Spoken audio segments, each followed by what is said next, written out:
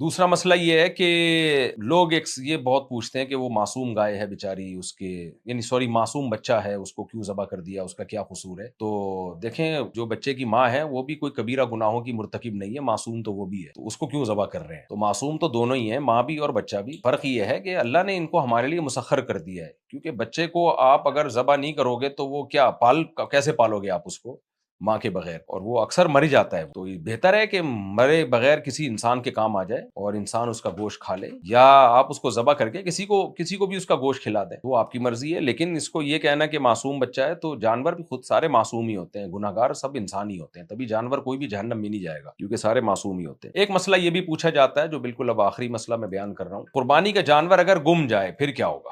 آپ نے جانور خریدا، بھاگ گیا، گم ہو گیا، تو اگر بقرعید گزرنے سے 3 دن گزرنے سے پہلے مل گیا تو آسان جواب ہے، ذبح کر لیں بھائی۔ لیکن اگر گم گیا، نہیں ملا، اور چوتھے دن جا کے مل رہا ہے، 5ویں دن جا کے مل رہا ہے، تو اگر آپ نے ان 3 دنوں کے اندر کوئی دوسرا جانور ذبح کر دیا تھا تو آپ کی قربانی ہو گئی۔ اب چوتھے دن یہ گائے یا بکری آپ کو ملی ہے یا چوری ہو گئی تھی، واپس نکلوا لی آپ نے، تو آپ جو چاہیں کریں اس کا، اب یہ آپ کی گائے ہے، آپ اس کو بیچ کے پیسے کھا جائیں، آپ ذبح کر کے گوشت کھا جائیں، جو مرضی کریں، کیونکہ آپ اس کو آلٹرنیٹ قربانی کر چکے۔ لیکن اگر آپ نے قربانی نہیں کی تھی ان 3 دنوں میں، کہ میرے پاس تو جتنے پیسے تھے میں نے تو گائے لے کر آیا، بیل لے کر آیا، بھاگ گئی، تو میرا کیا قصور ہے؟ تو اگر وہ چوتھے دن بیل یا گائے آپ کو مل جاتی ہے تو پھر آپ کو وہ گائے صدقہ کرنی پڑے گی۔ اب آپ کی مرضی، پوری گائے اٹھا کے صدقہ کر دیں، چاہے ذبح کر کے اس کا گوشت صدقہ کر دیں، اب آپ وہ کھا نہیں سکتے، کیونکہ اب وہ قربانی قضا ہو گئی ہے۔ قضا میں پھر یہی ہے کہ وہ گوشت صدقہ کیا جاتا ہے، اس میں پھر کھا نہیں سکتے آپ اس کو، کیونکہ یہ کھانے کی اجازت دینا یہ بقرعید کے 3 دنوں کے ساتھ خاص ہے، کیونکہ اللہ کی طرف سے اس میں ہمارے لیے ضیافت۔ یہ مسائل ہیں، یہ میں نے 2 ایپیسوڈ ریکارڈ کروائے ہیں قربانی سے متعلق، ان کو زیادہ سے زیادہ آپ شیئر کریں،